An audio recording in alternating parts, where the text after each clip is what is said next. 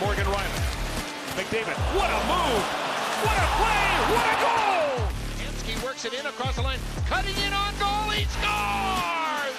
He just ate up Robin Revere for dinner. Smith, three clubbing right hands! Right hand Talbot, big right-handed shot from Mike Smith! McDavid scores! Game winner! Series winner! Hey guys, welcome to another episode of Torp, the Oil Rig podcast. As usual, I'm your co-host FaZe, and I'm here with my other co-host Greg. Hello, everyone. So this is our, off-season review almost episode. Things seem to have died down. We're in like almost the dog days of summer at this point. Oilers, for the first time in probably forever, have gotten like unanimously good grades from like everyone, including Oilers haters, I think, in terms of the offseason. No, you're looking at me weird. Am I wrong about that? Well, the off-season championships are tough to keep track of. Like, I remember there was a brief moment when, what was it, a couple of years ago when Jeff Skinner and Arvidsson were like the shiny new toys, and it was right before the double offer sheets happened.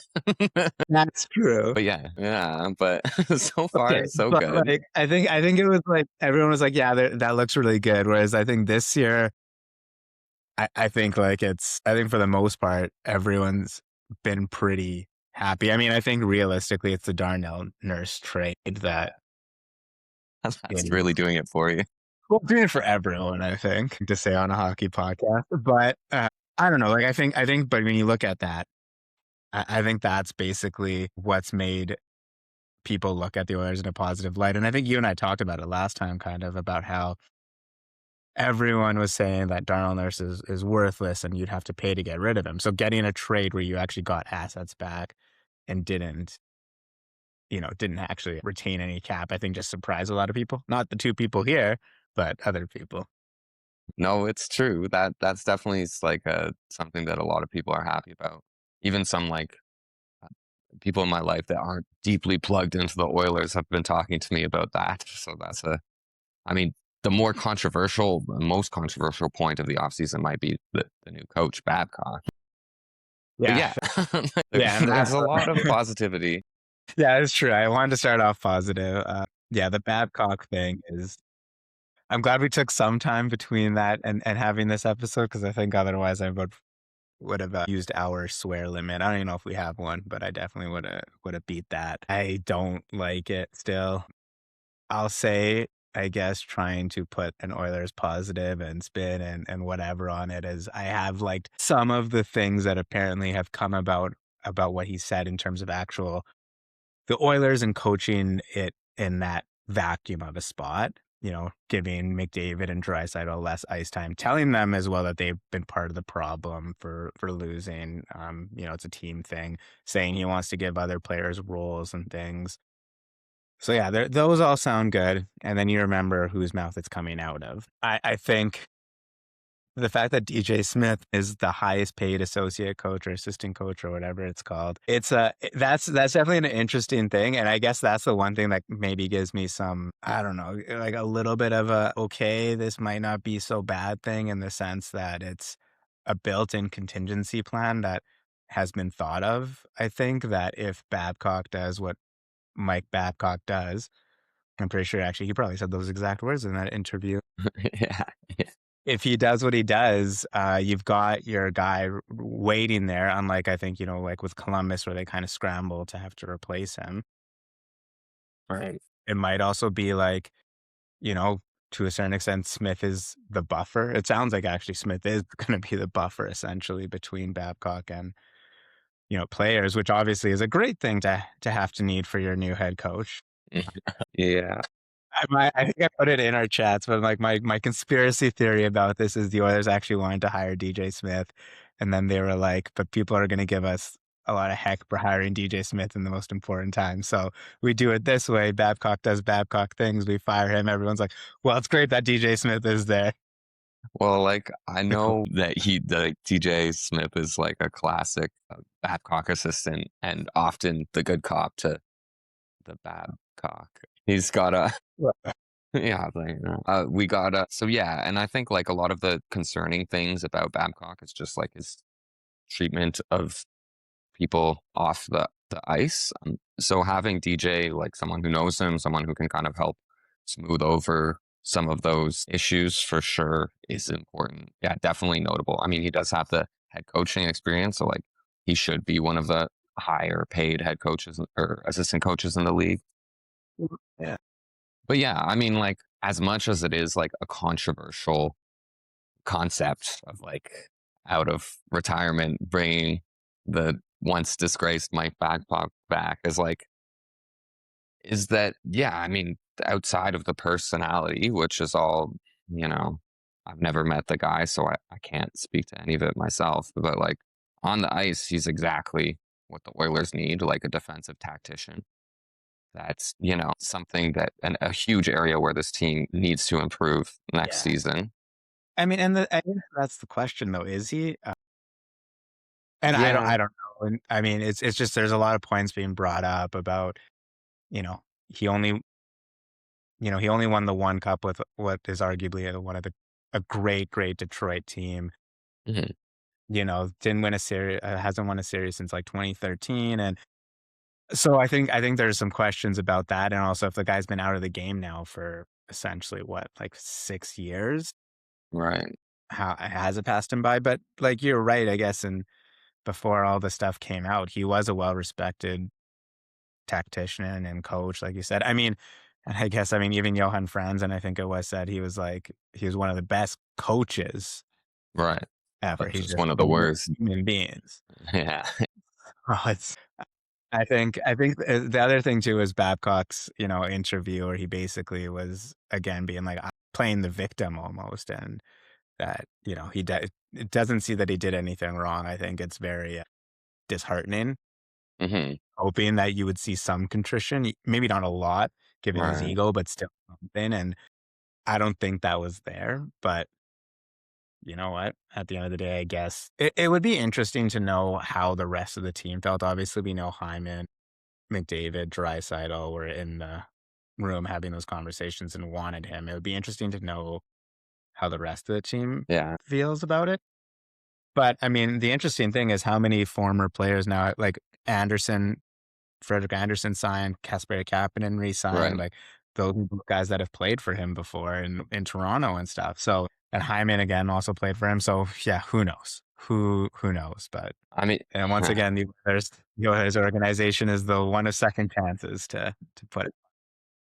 no, I mean, it's the encouraging part is like exactly that kind of like at least willingness to hold McDavid and Draisaitl accountable. And clearly that's something that they wanted, like someone with an ego big enough to tell them, like, no, you're not going up. You're not staying out the whole power play. Yes, things like that, like, I mean, and I think one of the points I was making closer to when it happened is like, if the coaches are calling out the stars like that, it becomes easier for everyone else to kind of fall in line too. Like they can see like, hey, he's not holding back against anyone. I got to be like on my P's and Q's. I got to be. So there should be like, even if it's not sunshine and butterflies, there should be a lot of buy-in, from the whole team understanding their role. And like speaking of Hyman and formerly under Mike Babcock, is like Babcock's the one who really gave Hyman his chance. Like he was kind of a fringe prospect that Babcock like kind of stuck onto a scoring line, and it's something that Babcock like really believes in, is like having the different styles on each line. Is like even if there's some nobody, Zach Hyman is like, we need someone to forecheck on this line. Like he has his little favorite guys that we're not expecting, that he's going to be like, they work hard, so they're going to be in this good spot that no one's expecting them to be in, which in the end does give your lineup like a bit more depth, does give each line a bit more like of an identity per se, like, Right. so I think, and, if we're talking about things that are different than Knobloch, is like, that's probably one of them as well, is like having kind of a more of like a concept of what each line should be, as opposed to like, we're just going to go with the flow here, Yeah. McDavid, you're up, things like that. Yeah. No, and that is fair, and that definitely was like one of our criticisms, and like you said, everyone's criticisms of Knobloch. So yeah, I mean, we'll see. It'll be interesting to see. Yeah. I guess we've got some young players though.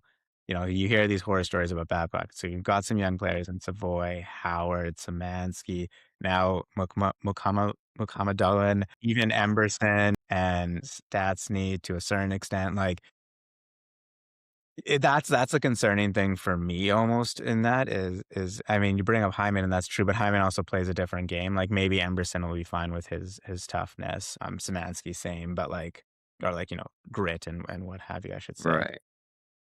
But I mean, we'll see. Again, and that is they basically said it multiple times in that press conference that's why DJ Smith is there to a certain extent, is basically be that conduit, to be the protector of the players or whatever you want to call it. But yeah. I mean, some of it too, I think it's a unique position with like Draisaitl and of course even more so McDavid, where like they kind of like set the tone for the organization so much that, and like you hear about how McDavid, and they're always welcoming everyone's families, they're always hosting everyone.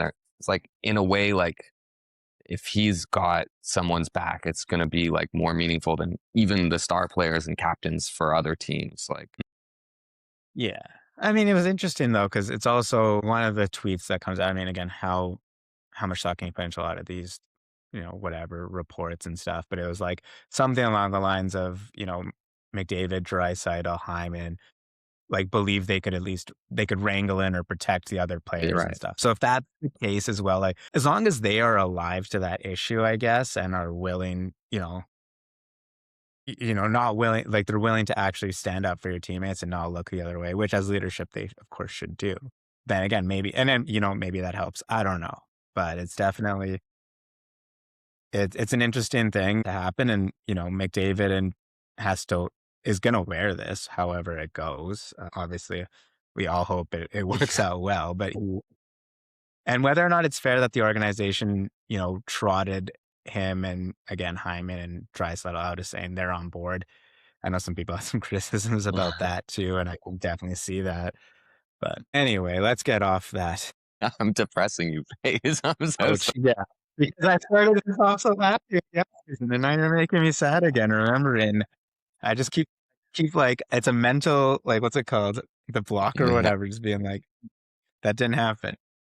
But yeah, like going back to, the off season, like trading Nurse. Right. In a way it sucks, but I think that deal, like I think, the Shakir has some good, he's a former first round pick. He's still only 24. You've now got him 2 years under $2 million a year. Like, I think that's great. I mean, the other prospect they got too seems like he could be something. But then you look at what we've done with the cap space, like getting that 9.25 off the books has changed the Oilers' like financial situation completely. Like they went ahead and signed Ryan Shea for the $4 million, and that's an interesting contract. I think it's with the cap going up. It's obviously the term is long, but like it's low enough that I think unless he is not an NHLer by any means, which doesn't look like it's going to be the case. At worst, it's a slight. It's a kind of like when Brett Kulak signed for 2.75 for playing the third line role, right? Like all I know is a lot of people were like that one. Like I know the few times I watched Shea, the twice times we saw him against Edmonton and then a few times here and there, I was always really impressed with him. So I was really excited about that signing. Yeah, the new blue line. There's a lot to. I've been writing about it a lot. So I love writing about defense. Yeah, so Shea is definitely interesting. Madulin's definitely interesting. Like I'm really a fan of those two. I've been thinking a lot about just like how they line up and stuff. And for me, I'm kind of expecting Shea to play with Murphy in kind of a shutdown role. Okay, yeah. Just because, first of all, the thing is that that Shea, I don't know, he can be the primary puck mover on a pairing. Yes. Which Murphy obviously need. I think it wasn't pretty with Wallman last year. I mean, with Murphy in particular, but low key with everyone.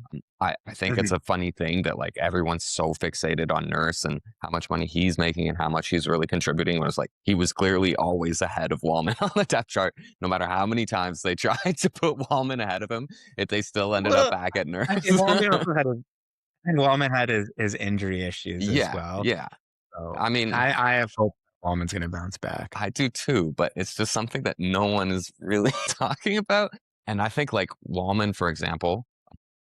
So I looked at a bit at McAdoolin's numbers last year and usage last year, which was his first full season in the NHL. And like for most of the season, he was on a shutdown pair with Mario Ferraro, who's another more like defensive type.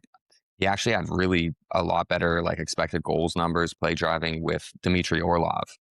So to me, like I can see some similarities between Orlov and Wallman. I could see that pairing working out. And as a younger guy and as Wallman, you want to put him in more offensive situations. Like I could see, hey, we're going to put you guys in a bit more like Bouchard and Ekholm can handle anything. Shea and Murphy can handle the heavy defensive load. And then maybe we can get some kind of cushy spots to, and yeah, former first rounder, Doolin, like, he's always a really raw guy. We've seen him come into his own. Like his stats actually look really good despite being on like an overmatched Sharks blue line. And yeah, I feel like it's all kind of coming together. Like maybe there's some kind of Podkolzin similarities here where, it just wasn't really working out, but he's plays hard and there's a lot of physical traits that you can get behind. And it's like, it seems like it's kind of all coming together. So I'm a big fan of yeah, shit, those two ads of Shea and Makabadul, I think that's like really going to be a good thing to solidify like three strong pairs for the Oilers. I find it really weird, not really weird, but I was surprised that they signed Stasny for the amount that they signed him for. Now you got 8 defensemen on the roster, Three but the goalies. interesting thing and 3 goalies, but I think the big thing with the defensemen is you still only have like for right-handed defensemen, Mm-hmm. you only have 3 of them. Mm-hmm. So signing Stasny, that's a 5th left-handed defenseman. He's making 1.5 over 1.5 million. And in my head, he's the odd man out. Like he is the 8th defenseman. So it's I guess the question is, and if you didn't have the 3 goalies, then carrying 8D is probably not a bad thing. But by all accounts, they're going to be carrying 3 goalies because you're not waiving Devin Levi after what you Right. paid to acquire. I know Freddie Anderson, Jari both also have injury issues, so I feel like that is partly what there's some banking on. And Yeah. at some point, them is gonna be injured, so who cares? But yeah, like I found that interesting, and it'll be interesting. So I think, I mean, the one thing that's nice is it gives you a lot of options. Like you've now got Mukmadulin, you've got Emberson, and you got Stasny battling for that number 6 spot. Similar to last year with Regula, Emberson, and Stasny, but Emberson, Regula struggled a bit. Emberson ran with it at that point, and now you've got these 3 guys again. It's not a bad thing by any means for sure, and I guess it's trade capital at the end of the day. But I did found that interesting. And again, like going back to trading Nurse, like I think he's going to do well in San Jose. I'm going to be like completely honest. I think there's going to be a lot of people saying that oh, the Oilers shouldn't have traded him, blah, blah, blah. Just like it always is with anyone Yeah. we ever get rid of. But yeah, I think he's going to do well, and I'm hoping that'll be good. I think it's one of those things where it's a toll both on him, on the team, just like in fresh start is needed, and maybe same thing with Mukmadulin as well. So yeah, and again, we go back to that cap space. We have a full roster. I mean, yes, only 12 forwards, but we have a full roster signed with almost 5 million in cap space. Like the interesting thing is with the playoff, because it's like, oh, the trade deadline space is 21 million, but of course now the playoff cap changes things, but it still works really well because the thing is with that 4 million in space and 21 million at the deadline, assuming we keep that, you can still add in that player. And what's the beauty of it is that unless Jari does end up regaining the form to the point where he's now your starter again or whatever, in the playoffs with Levi and Anderson, that's a $2 million like goaltending.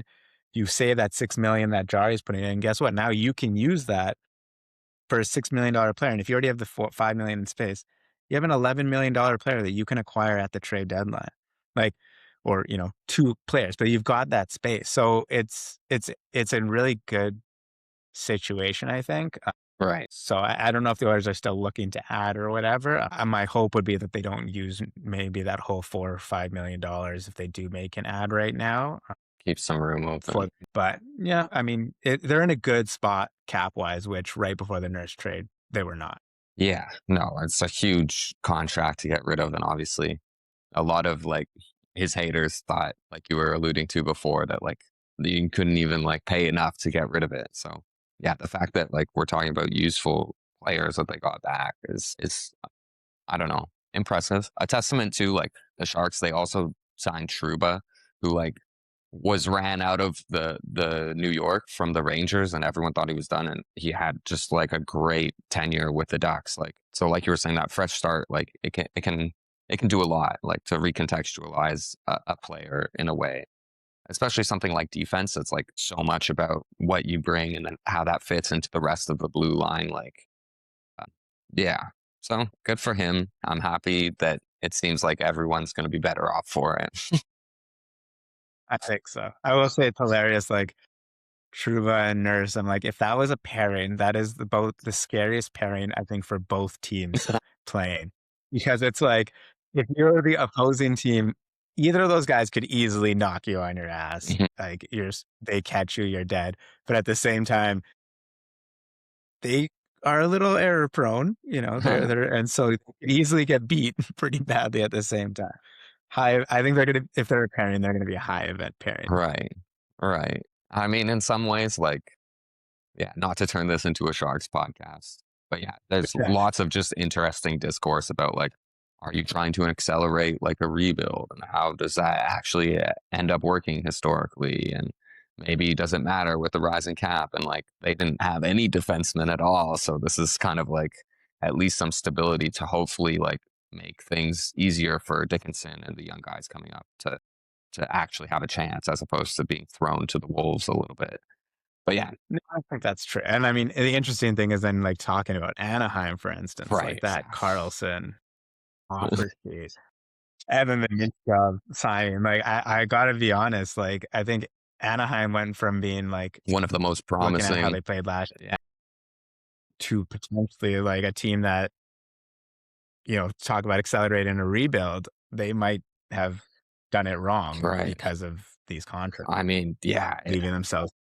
it blew up in their face like a Verbeek. Like I kind of from afar was so intrigued because every time, oh, we're supposed to take Fantilli. No, we're taking Carlson. Seneca was like and like all his kind of like risky, and well, we're trading for Trouba and Kreider, and it's like everything he touched was working out, and it all kind of blew up in his face. Yeah, spicy. It's definitely Well, and it goes back to like the rumors that he's like been playing hard. He plays hardball with all of his young guys. You know, Zegras went out the door, McTavish out the door, Zellweger now out the door. Mhm. Like, Mhm.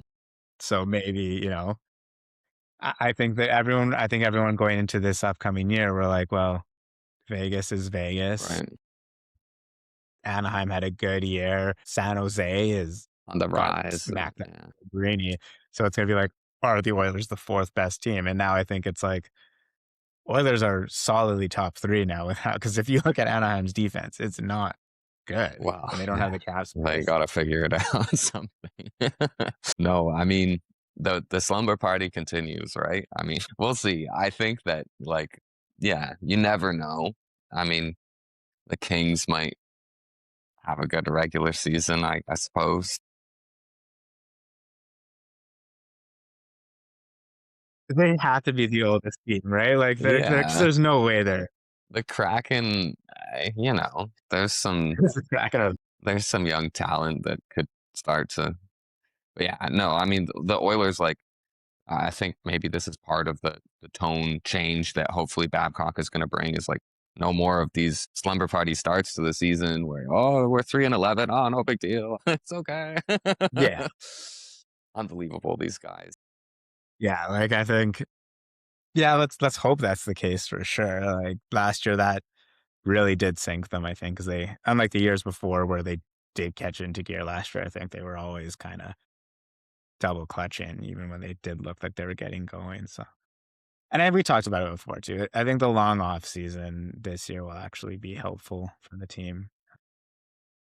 Yeah, and I mean it'll be interesting. I think there's a lot more positivity and right now, and I think going into the season, there's going to be a lot more positivity than there was last year. I think last year going into the season, there wasn't a lot of positivity, if I'm being perfectly honest. I think there's a lot of frustration going into it, and that just Right. compounded. Right. There was like getting so close 2 years in a row. There's a lot of emotions, I suppose. Yeah.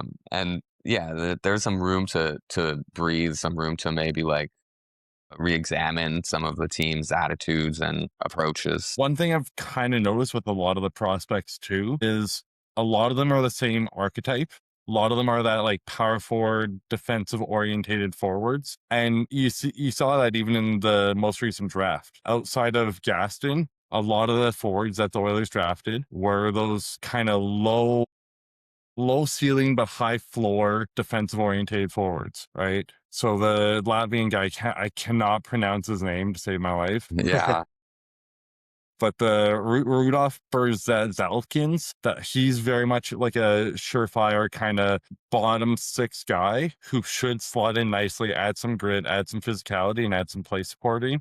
And that's kind of what the Oilers have wanted out of Szymanski, and that's kind of the role he's filled. Exactly. Yeah.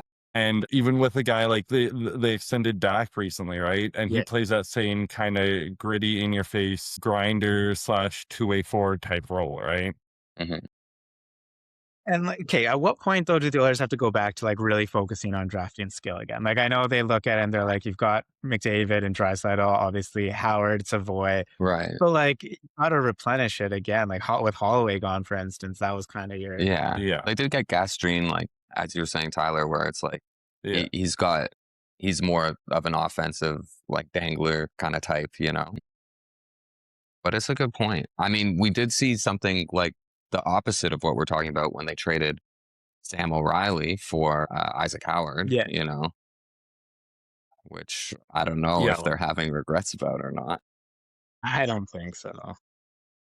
You don't think I so? think it's like I think he's still going to be good, but I think there's a little too much hype for an overager in the OHL and a little too little hype for an underager in the AHL. Right. I do think one thing that the Oilers are probably regretting is not watching more film on Isaac Howard before they traded for him, because a lot of the things that he struggled with even this past season were very evident from his NCAA film, right? Like you knew he wasn't all hockey sense, and that was something that was going to have trouble translating. And obviously it works well at the AHL level, but I'm still if he has that NHL level hockey sense in him for Howard. Yeah, I can see that. I don't know. When I was watching him in the NHL, I thought as he played more and more, he was getting better and better. I just don't think he got the opportunity. I agree with setting him down, especially in that situation. I think he's a guy who is a very confident player, or needs to be a very confident player, I should say. So that's why I was like, I'm okay with him going down to the AHL and ripping it up, and then he comes up to the NHL hopefully next year and with that confidence. I get the whole stuff about hockey sense, but from my limited viewings of him, I could see a player there still. Like, I don't think we're talking about a guy who I don't think, like I think he can still be a good player and be a top six guy. Yeah, absolutely. And don't get me wrong, like I still think he has a chance to be an NHL guy. I think there's a lot of expectations on him coming into this season, right? As a Hobie Baker, and as the media kind of hyped up, they were expecting him to come in and be like a 70-point guy, and he wasn't that, right? Yeah. Well, and I don't know. I don't know if everyone was necessarily expecting that right off the hop, but yeah, I think the expectations were too high for him last year from the outside. Yeah, I mean, it's a dangerous of being kind of like a player that's more like one-dimensionally just a skilled offensive guy, is that you kind of become a tweener where you can't really be trusted in a bottom six role, and your confidence is going to erode down there anyways.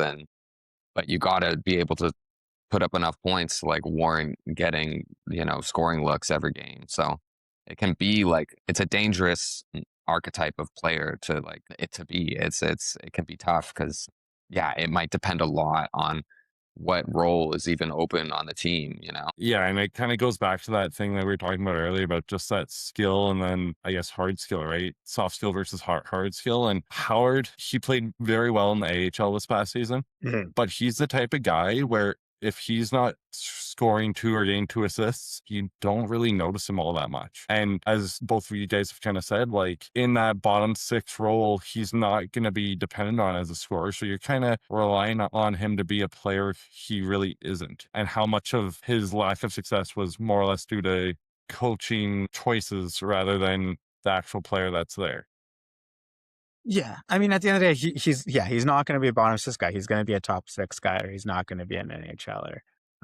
I think, I don't know, like, yeah, you want a complete player and you want a guy who's going to be doing other things, but I don't know. I don't think you can be like he's not going to, as long as he is passable defensively and isn't getting turnstiled every shift as a top 6 forward, and he's scoring 20 plus goals a year. I think that's more than enough. Like, we don't need another, $15 million player. If he can do that and come in at $6 million a year in the future, that's great value. And that's what we need. And you got this top centers we got.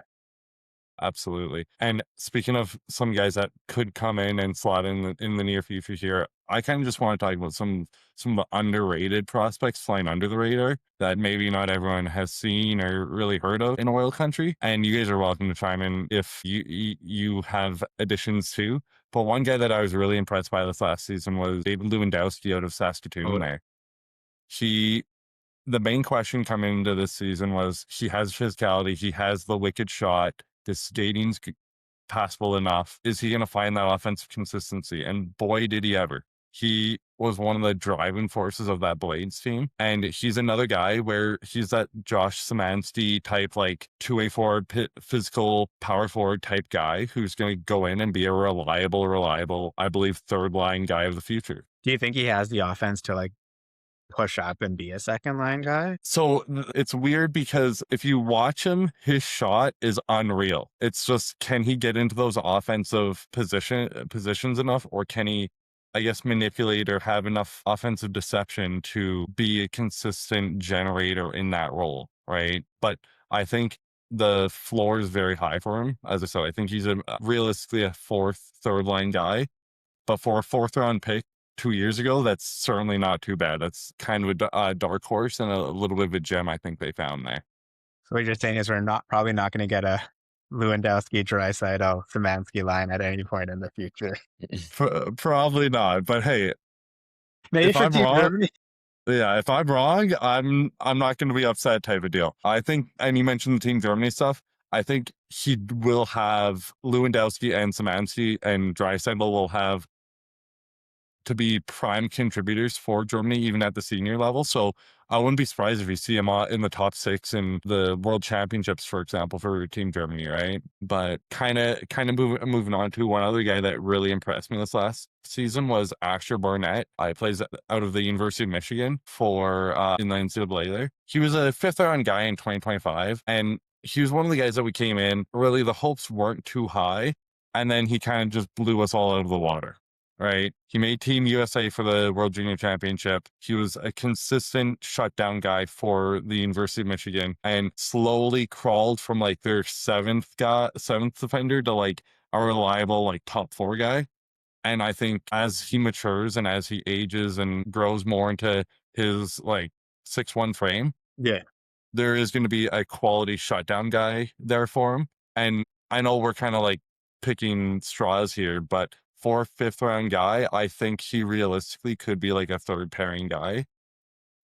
And there ain't nothing wrong with the 3rd pairing responsible defensive shutdown guy, right? Well, and the interesting thing is, like, you're saying as a shutdown guy, I'm just looking at his stats and obviously never really seen the guy, but like putting up 18 points in 40 games as a rookie or a freshman defenseman, that seems like pretty good numbers for a shutdown guy, no? Yeah, it absolutely is. And especially for his freshman season at one of the most prestigious universities in the United States for hockey, at least at the University of Michigan there. It's hard to get ice time there. Yeah. And he proved this season that he's got that dog in him, right? And obviously the offense is a little sprinkle on top. But yeah, I think we have a reliable defensive shutdown guy who possibly even two-way guy as he ages up. And I think that's definitely a guy to keep your eye on if you're an Oilers fan. I mean, he only got 2 less points than other Oilers draft pick Aiden Park on the same team, or 2 more points, I should say, than the center Aiden Park. So I mean, Yeah, Aiden Park was in a little bit of a different situation where he was kind of more of a depth guy. Like he was a consistent like fourth line guy, probably getting 9-10 minutes a night. Where Barnett was kind of the penalty kill specialist there. yeah. So it's interesting, and you bring up a good point about both Oiler prospects playing on the University of Michigan. One thing I've kind of noticed in the last couple of seasons here is the Oilers have habits of drafting from the same organizations, right? So this last draft, we had Andrew Robinson and Caden Harvey, both drafted out of Windsor Mhm. in the OHL. We had Rudolph Berzelurkins from Muskegon, and then we had Bauer Berry 2 seasons ago from Muskegon as well. And they have a tendency to rely on some teams more than others, which is a little bit interesting in my opinion. But just something to watch for, right? It reminds me of When wasn't it? Mudzenberger Right. and Yoel Mata were on the same NCAA program. And it's not that relevant anymore, but Yeah, they both played for the University of Vermont. It Vermont, I was believe. for Yeah. Jay Woodcroft's brother was coaching that team, right? And part of that is like how much of that went into the fact that it was Jay Woodcock's brother coaching there, right? And one thing interesting about Mata, I was talking with our editor Sean the other day. They still have Joel Mata on their like reserve list, which is unusual for a guy that went through college and they didn't sign. And I think there's a loophole where if they sign a European pro contract before they get their like degree convocated or whatever, they're able to hold on to their rights or something. Yeah, I Because think he shouldn't be on their reserve list still, but he is. So just a little fun little loophole, I suppose. But I mean, going back to the having 2 players from the same team, like this spring they signed Owen Michaels out of Western Michigan, and then the second guy in the Nurse trade is Zach Sharp, also on the same team. So Yeah, Zach Sharp's another guy who we just did our top 10 rankings for the Oilers prospect pool this year, and he was a guy that for me at least earned an honorable mention because I've liked what I've seen out of him. He's a reliable two-way guy. He's smart with the puck, and yeah, sure, maybe he needs a little bit more poise here and there, but I think he could grow into a very respectable role at the bottom of the lineup. And that's not too bad for a guy that you just throw in as like an extra +1 for an already wicked trade that you got Darnell Nurse like rid of, right? So would you say generally like the Oilers prospect pool, despite, trying to do a lot of using the future to pay for now, prospect pool is not looking too bad? Is that fair to say? I think the fair assessment is when it comes to depth, they have a lot of guys that could be good depth pieces in the future, right? I know, granted, you never draft a guy thinking, oh, he's going to be an AHL guy, but there's a lot of late round picks here that realistically could turn into middle 6 or like third line guys, like Tommy Lafreniere, David Lewandowski, Asher Barnett, Malcolm Gaston, Rudolph William Nickel. even like William Nickel, even like a Connor Kleinberg, right? He's proved that he has some worth at the NHL level, albeit in a very specific role. But I'm the one guy, it seems, in oil country who's maybe not a huge How could you, Pace? How like could with you? I think what I've always said is I think I was excited by him, and I thought I was like, yeah, I can see it. He came up here, he played okay, scored a goal, had some fights and stuff, and it was great. And then just went down to the AHL and just kept fighting. And then in my mind, I'm like, dude, you need to go down and play hockey, learn, be the best, be a scorer in the AHL, and then you can come up to the NHL and be that guy. But I'm worried that his development got screwed up by that call up, to be perfectly honest. I don't know if it got screwed up by it, but yeah, like obviously, I think we all kind of knew he wasn't going to be like a long-term NHLer, if that makes sense, right? Like And you can see that even in his play in Bakersfield, and you saw this last year when he played with Flint. Like, he's an energy guy. His whole role is to go in there and get his teammates, get his buddies ramped up and ready to go. He's going to run over some people. He's going to cut off angles. He's going to be a board play specialist and just be a machine to play against. But he's not going to be the guy that goes out and sets up nice goals or the No, guy that gets plays moving forward, right? no, but he's got to go out there and actually be, positive on the ice. He can't be going out there in that goon role. There's no longer a goon. There's no enforcers anymore. And it seemed like after that, having that fight and getting sent down, he was like, fighting's what got me a lot of attention up there, and that's what I'm going to do. And like, to a certain extent, yes, but also like, go be a good player. Yeah, maybe he's not going to score even in the AHL level very much, I should say, but like, be a net contributor. And that's my worry with him. And so like, if I'm the Oilers, that's what I'm sitting him down and saying, and being like, you need to be able to play hockey, because when you come up to the NHL, it's a fast game. And if you want to play that energy role, you can't be throwing yourself out of position to throw that big hit. Because yeah, you'll hit it once and it's going to be great. But at the NHL level, unless you are the best hitter in the league, you are going to lose. You're going to miss more often than you're going to hit if you're throwing big hits. So that's where I think for me, it's the frustration that it's like, there is a player there. There's tools there that potentially are getting ruined by this hype that I don't think is. Yeah, that's where I come from. I think you're 100% right there, and that is the worry with him, is that he's just gonna become that goon. And yeah, there's definitely more to him than that, but I wouldn't say it's 100% likely that he elevates his game to that next level. I think the player that you see now is a player that you're going to get in 5 years, maybe a little bit stronger, a little bit bigger, and a higher compete level. But yeah, I don't know. And that's the issue with a lot of those guys, a lot of those late draft picks that you have, is you want to pick someone who is constantly going up and not just like going up and then middling, right? And that is a genuine risk with a guy like Klanberg. Yeah, and I mean, I think I would be like, what would be amazing, I guess, in terms of his career to a certain extent, or the goal, I guess, almost would be kind of like a less fighty Zach Stortini, like a faster Zach Stortini, essentially. Because I mean, as much as you want to bag on Stortini at times or whatnot, like, he was still, he knew what he was doing on the ice. He knew what his limitations were, and he played that fourth line role. He knew what he was. So I think that's in terms of, being able to play hockey. And so I think if you're Klanberg, maybe you show him and you be like, listen, this is Stortini out there.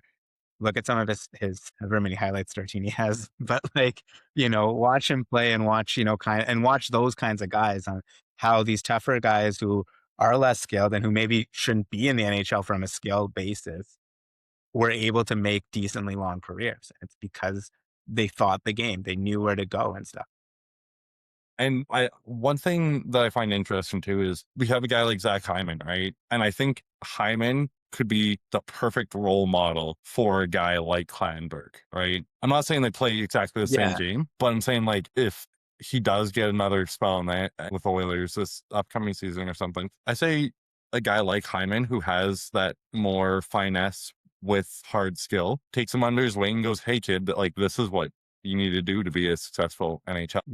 Yeah, it is kind of like it is how we opened the show, was kind of talking about Babcock and how Hyman really got his first NHL opportunity under Babcock, and that maybe Babcock's ideas of like having more set role players, where Hyman, I mean, he was a pretty effective AHL scorer at that point, but he was kind of an unexpected addition onto a scoring line because he played a certain role.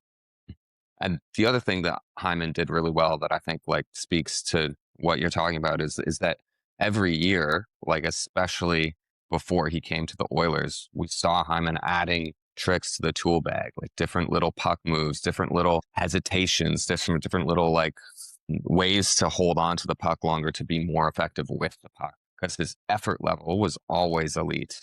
It's just refining some of those things. And we always expect it to be like, oh, by the time you're 22, you've got it all figured out. But like for someone like him that didn't have that as like a teenager coming into the draft, is like, you're still able to like maybe add some tools if you keep like working on your craft like in an honest way, you know. And I think you're 100% right there. And part of the thing that frustrates me with the new age NHL is there's a lot of guys or a lot of individuals who write off players who don't make the NHL by the time they're 20, 21, 22, right? Like if you're having success and you're elevating your game at the age of 23, 24 in the AHL, there's a realistic chance that you still become a reliable NHL. Look at in the Ryan future. Shea, right? That's another good example. Even Kasperi Kapanen on the Oilers, like a former first round pick, but like right now he's playing a lot more of a complete game where he's willing to do the dirty work as opposed to just like maybe a bit more dipsy doodling like when he was younger. It's like sometimes it's as much like a mentality thing as it is like who you are and what your age is, you know. Yeah, and like I do think that's where a lot of late bloomers, like we'll see like a William Nickel, maybe even like the goaltending prospect Daniel Salonen, kind of bloom as they age and get those mentalities and get those characteristics ingrained in their game, right? Because with the Oilers draft capital these past couple of years, you're going to have to rely on the late bloomers more than the guys that are going to be ready at the age of 19 or 20 or whatever, right? So I think if I had to say one thing to the people listening, patience. Prospect pool may not be the best, but we need to have patience. Yeah, well, we saw Totally. some like super encouraging things towards the end of Bakersfield's season where like Nickel and Lewandowski and Lafreniere kind of got a handful of games and kind of acquitted themselves pretty nicely. Yeah, and like I'm seeing a lot of things I like out of Bakersfield. One thing that will be interesting is with the whole goalie shuffle, where does everyone end up there? Yeah. Right? I think, yeah, it'd be terrible not to have Samuel Janssen playing in the AHL next season. Connor Unger. But then you have a guy like, I believe they re-signed Tompkins. Yeah, he's still around. Tompkins has another year. Yeah. So, yeah. and then you have a Jari who's going to be like a third string guy who realistically you probably could send him on waivers and have him play the odd AHL game. I don't know how likely much they'll do that, but like it's a very crowded pool with not a lot of opportunity. But one thing I'm really looking forward to, and I've been a big fan of this guy since day one, is Levi coming into the system. Yeah. I mean, I gotta figure that Unger and Tom, like I think they're gonna run the three. Well, we were talking about this before you came on, Tyler. That they're probably banking on the fact that Jari and Anderson are both very injury prone goalies. So it's like realistically one of them is gonna be hurt at any given point. So we're not actually running three goalies on the roster. But I gotta assume that Unger is gonna be getting a chance in the AHL full time this year because he's a bit older than Janssen, right? Like, and then Janssen gets the majority of the starts in the E. I would. Sorry, I'm going to agree with Greg here. I actually prefer Johnson, and I think they should send him up sooner rather than later, right? Okay. Because he played very, very well with the Comets this past season. I think he deserves a chance. Obviously, yeah, I know Unger's stat line was good, but if you look at the breakdown game by game, there was a lot of inconsistencies, which does raise some questions for me, right? If you're throwing a guy in, and I talked with Sean about this earlier, it's the Stuart Skinner special, right? Where you don't know if you're getting 6 goals or if you're going to get a shutout. Right. So when it comes to that goaltending pipeline, I think if I'm the Oilers, you have to put Johnson above. But as I said, it's so crowded that like really, what can you do? Yeah, it's like unfair of me to say that. Like I would prefer just to have like an Unger Janssen tandem in the AHL and get them both at least 30 starts. Well, yeah, like who cares about Tompkins? But like the thing is like if you're gonna start Janssen in the ECHL, like why did you bring him over from Sweden? Like he was playing so well in the Allsvenskan, he was starting to get some time in the SHL, like, and you brought him over to kind of demote him to a worse league, and he played really well, and you're gonna do it again for a second year in a row. Like to me, that's just I don't really understand the plan of all that. Well, and that's my mentality exactly. Like why not just let him develop in the SHL if you're just going to play him in the ECHL What's the hurry? his entire ELC? No, I'm frustrated by it, as you can tell. I'm starting to get heated. But But no, I do think like, and that's one of my biggest quips with a lot of organizations is don't bring a guy over just for the sake of bringing him over, right? Like Johnson had a lot of, he was building a lot of momentum, working on his game, finding success, and you kind of interrupted this for a stint in Bakersfield, right? And one other thing that kind of, and this is kind of going off topic, Yeah. but I think we will see the Oilers continue to use Bakersfield extensively next season as well. Like out of all the NHL teams, the Oilers probably use their ECHL the most, right? So like a guy like James Stephon, Brady Stonehouse, both are both. We haven't even talked about Nathaniel Day yet, who Yeah. got, I believe, more starts than Johnson did He in got the 5 more, yeah, ECHL. 39 to 34. Or 39 to 33, excuse me. So There's second. Matt So, Capone too. Yeah. but yeah, so it'll be interesting to see where the Oilers think all of these guys' momentum should go heading into next season, right? Yeah, I mean it's interesting. I guess when you look at going back up to the NHL level though, like do you guys think that Levi's now the guy of the future at this point, or is it, are they like, what are your thoughts there? Is it still maybe Janssen or I'll let um, Greg go first. I was definitely like going into the offseason hoping that they took a swing on a younger guy who was on the cusp of the NHL that to me seemed like an affordable bet with a lot of high upside. So I was looking a lot at Kosa and Levi, and there was maybe a couple others around the league. So I'm super stoked that they ended up with Levi. I think it's a great bet. There was a few situations around the league where it's like one of these goalies is going to get lost on waivers. So I think like it's a completely appropriate bet, especially like pairing it with the Frederick Anderson signing is like, because we saw like it was just, Anderson. I mean, he probably gets a lot of flack just for his time with the Leafs, but like he was great with the Ducks. He was, yeah, he's been a good goalie that's flirted he with was top good with the 10. Leafs too. He's flirted with top 10 results for a lot of his career. He's never been a Vezina guy. And we saw even heading into the Cup final where he was maybe a Conn Smythe candidate.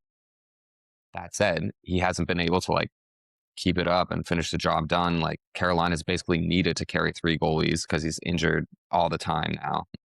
So yeah, I think it's like a very nice tandem that they built. And for me, Levi's a huge part of that. Yeah. Yeah, and I'll kind of echo that too. I know we're doing a lot of agreeing this episode, so apologies to the listeners. But one thing, kind of going into this offseason, I knew that they either had to go after Levi or Casa. And yeah, as much as I'm sad they didn't get Casa, I'm very happy they got Levi. Proven, tried and tested guy at the AHL level. He's had that NHL experience. There's lots to like about him. And without a doubt, as crowded as the prospect pool is, he is miles above the rest of the guys that we've talked about Right. so far. Yeah. Sorry, will Unger. Yeah, I mean, I know, and I was super excited to get him. I mean, it's there's some people that I've like that were for whatever reason crashing out about it, being like, Mm. you gave up a 3rd-round pick for a guy who, you know, was like 4th on the depth chart in Buffalo, and you know only had an 872 last year. And it's like, well, the guy is 24 years old, good results in the AHL. So yeah, I guess it'll be interesting to see if Levi does take that step this year and runs Yeah. with it. Here's my question for you guys is like, if you were going to guess, there's 84 games next year, how many starts the 3 goalies are going to get? Like, what do you think the split ends up being between the 3 of them? Is it going to be like Well, the problem is 30, the injury 30, thing. 30? Or what's ideal? Like, what do we think that the Oilers are hoping for, maybe? I think they're probably looking at something around the lines of like 30, 30, 30, or whatever the math is, divided by 3, with the hope that Levi takes the ball and runs with it and maybe starts 40 plus. I think that's what they're hoping for. Yeah, and I think kind of turning back to our conversation about Kleinberg and how Hyman could be a great mentor for him, Mm. I think the same is true for Levi. I think Anderson could be a great mentor for him and kind of ease him into that role, because even when Levi was with Buffalo, he never had that proven, tried and tested veteran goalie to Right. mentor him. Right. They just Right. had 3 guys that were basically the same age. Yeah, Yeah. pretty much, right? So they were just running with whoever they could. And yeah, people might say, well, here's fourth in the depth chart in Buffalo. Yeah, the depth chart for goaltender development in Buffalo is stacked. So fourth there, I'll take that any day of the week, right? That's if there was a number above 1, that would be it in the Oilers depth chart. So, But kind of going back to the initial question, I think you would realistically want like a 35 and then 15 type number, that being Anderson, Levi, and then Jari. I think Jari only steps in realistically because of his contract and if Anderson gets hurt. I see. That makes sense. I mean, it kind of sucks for Jari to be like on the back burner a little bit, but given that Anderson is likely to get hurt at some point, you're not going to be putting Levi like, okay, now you have to start every game. right. And it's like he's still going to be able to kind of like find his own footing as a full-time NHLer for the first time in his career. Well, I mean, I think we all agree Anderson's likely the day one starter, right? Like, I think that's... Yeah, absolutely. Yeah. I've never been as sure about Oilers goaltending as I have been right now because, well, think of it this way. You come into the offseason with the major hole of goaltending and Darnell Nurse, right? And you leave that offseason with way improved goaltending, a brighter outlook for the future, and an extra $9 million of cap space now. How is that not a win-win-win for the Oilers? No, totally. It was very good work. And yeah, like the Nurse trade, getting rid of the contract, like that opened up so much flexibility. And yeah, I mean, getting Anderson on a $1 million deal is an absolute steal. And that extra 1.8, if he does make it in bonus, that goes next year. And that's not really that big of a deal, again, with the cap going up. So like, you know, you have a total of $8 million or something on your 3 goalies right now. That's not bad. With what, six from of it being Jari? Yeah. Like, so yeah, it's definitely, I'm not saying like they're going to be one of the best goaltending teams in the league.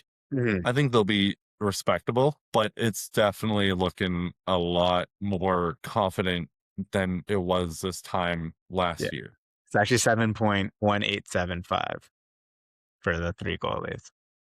Might actually be the cheapest goalie tandem in the league. Tri-tandem, yeah. Tri-tandem.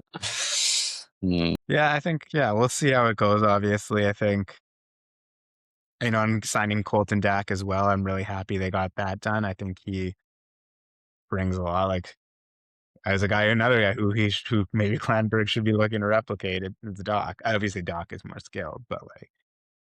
That's a good point. Yeah, I'm a big fan of Dach. And yeah, I think you make the perfect point there, Phase. Like, yeah, he is another guy that Kleinberg should be replicating. And I think he's kind of the longer term answer to the whole Szymanski and everyone that they were kind of trial and erroring last season. And I think the future is bright for him. And I think he could be a very respectable NHL.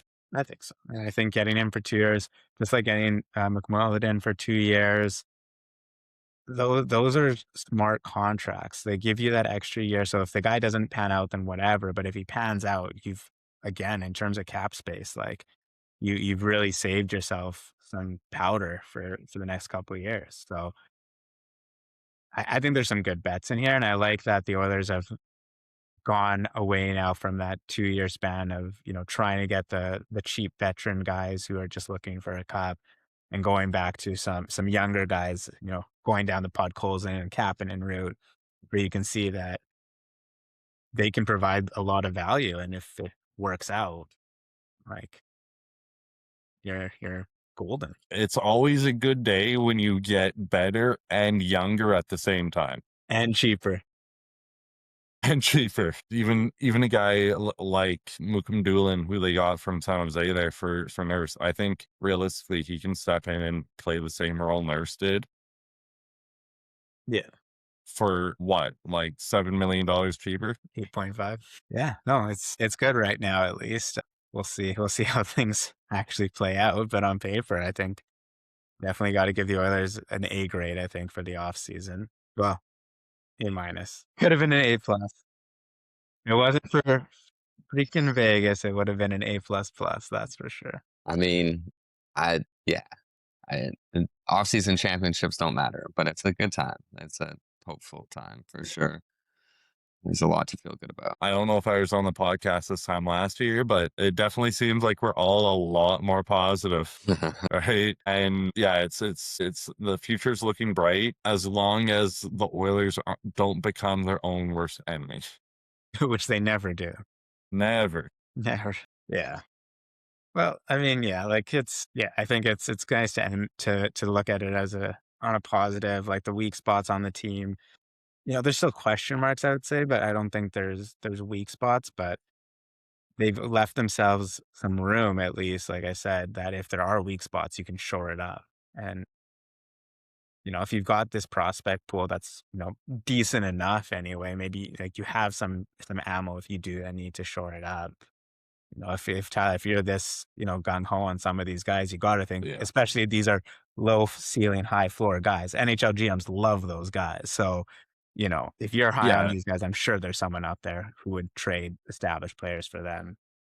Yeah, and it's one of those things where it's just, maybe in 5 years they're not in a great spot, but for right now, as the cup window's open, I think guys like, like an Isaac Howard, like even a Viljami Marjala and Quinn Hudson and all of them, they can be serviceable guys at the NHL level in this season or next. And yeah, like they're not going to be game breakers, but not every player is a game breaker and everyone needs depth. And you know what? If you realize we have too many, get rid of a couple. Okay, Yarventi and Szymanski, trade them away and recoup a little bit of value from them, right? Because as you said, NHL general managers do tend to like that cheap depth and go from there, right? Yeah, no, I agree completely. Well, thanks everyone for listening. Tyler, thanks for coming on and giving us some information about prospects that Greg and I totally knew so much about and had definitely heard of before. And so I'm sure so many of our listeners have as well. But yeah, thanks guys. And like we said, check us out. We all write for the oilrig.ca. So, you won't hear our beautiful voices, but you'll be able to read our beautiful writing and agree or disagree as you will. And we'll see you guys next time.